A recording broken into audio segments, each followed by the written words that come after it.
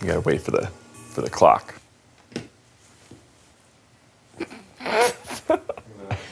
I mean, look, Mom always said to me, like, just do it. What's the worst that can happen? Yeah.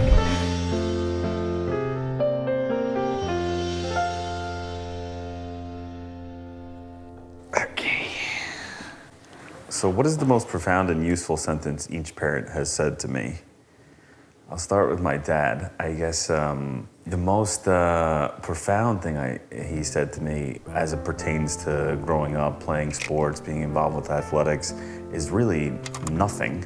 And what I mean by that is, I watched a lot of my friends and people that I grew up with have a hard time with their parents, specifically their fathers, about competing and doing well in sports. We got back in the car after a game and really we didn't talk about anything unless I wanted to. And I think it's the reason why I had a healthy relationship with sports and why I, strive to have the same thing with my children, because there was no pressure on me. He didn't force me to do anything and I was able to enjoy it. For Mom, I would say throughout the course of my life, I just constantly hear her saying something like, just do it. What's the worst that will happen? And I'm not sure, if that's always right, but it's certainly been profound because it's made an impression on me. What is the most profound and useful sentence each parent has said to you? I must have been in like first or second grade, and everyone asked you when you're a little kid, what do you want to be when you grow up? And I would say various things, but Dad always said, I think she's going to be a writer.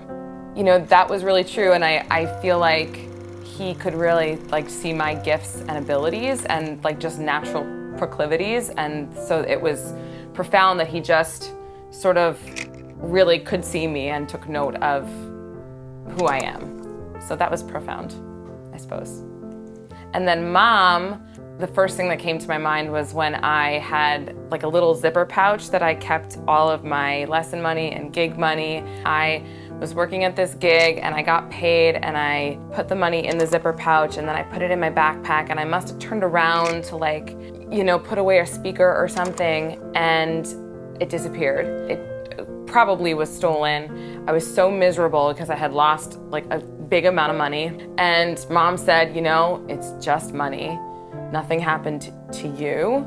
Money can be replaced and you can't. That really stuck with me, and whenever somebody talks about anything that's the loss of money or an object or anything, I always say, but it wasn't you. Nothing happened to you. Money can be replaced and you can't. So that has always stuck with me. So. What is the most profound and useful sentence each parent has said to you? I think the most useful thing my mom has said to me was about work. I can't remember what job it was, but I was being screamed at regularly, probably Apple, behind the Genius Bar, having things thrown in my general direction. And Mom would talk about when she was dealing with problematic or angry music parents. And if they had a problem, then their kid wasn't getting whatever, they would be yelling at her. And the more they would yell, the quieter she would get, to the point where they'd be screaming and she would be barely whispering.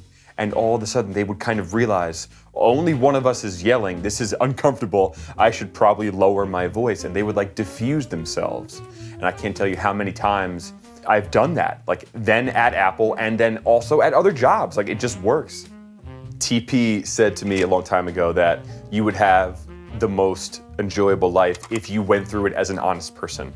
Just tell the truth. And that is correct. It has paid off. Doesn't explain his golf scores, but I think that my life is more enjoyable because of my honesty. What's the first thing you might tell a stranger about Mom and Dad? The first thing I say about Mom is that she is the kind of person that regularly uses CVS coupons at Walgreens and makes it work. The first thing I say about TP is that he is from Scranton, Pennsylvania, and that is all you need to know. What's the first thing you might tell a stranger about Mom and Dad? I'm sure Greg said that Dad's from Scranton. I would say something to that effect. I would also say Dad has the strangest collection of hats I've ever I've ever seen.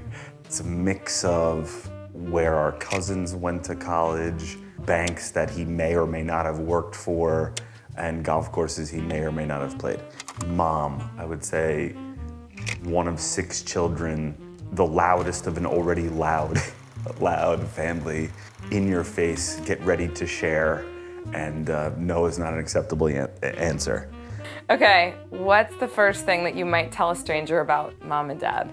I would say that dad is a quiet, more introverted, more introspective, borderline poetic kind of soul, like really thinks about song lyrics and what they mean, and really thinks about stories and really gets involved in the plots of movies, terrible puns, like the worst puns you've ever heard. He could be happy at a party just having a long, deep, thoughtful conversation with one person and be totally happy and satisfied and not worried at all about like he didn't talk to anyone else. Mom, I would say, is like kind of the opposite, like just the life of the party, extrovert, really big personality, dedicated advocate of the arts, classical musician. She is where I got the part of me that like I want everyone to look at me. So she's a extrovert to the max. Why do you think their marriage has stood the test of time? I think they complement each other. Mom's kind of type A, nitroglycerin blood, go-getter attitude really complements TP's kind of tranquil Pennsylvanian lake morning type personality. They complement each other well. Why do you think their marriage has stood the test of time? I think the answer has changed over time. Recently, I will say, from afar, I think that they've been able to get along because Dad has decided to take up the art of cooking.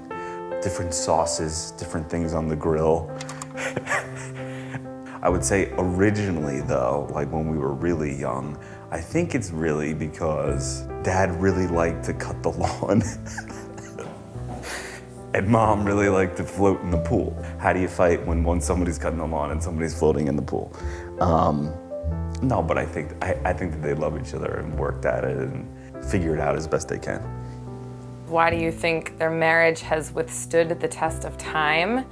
I really think mom and dad are very good friends. I think that they really have a lot in common. They really like each other. You know, they have picadillos and they get on each other's nerves. Like for the most part, they really get along and enjoy a lot of the same things and enjoy being together. And also I think they share an absolute dedication and just would do anything for their children, and that the main focus in their lives is making sure their children's lives are happy and good, and they're very much united as a team in that front, and I think that has been a staying force for them. So, and of course, you know, Dad's cooking, I'm sure, is what has kept Mom. Because it's not Mom's cooking, we know that for sure. So, happy birthday, Mom and Dad. Happy 70th birthday. So, I'll leave it with that. I love you guys. I love you both very much. I'm grateful for you. I love you. Happy birthday. I gotta go. The salmon's ready, so. And I have to go because the salmon's ready. Okay, I gotta go. The salmon's probably ready.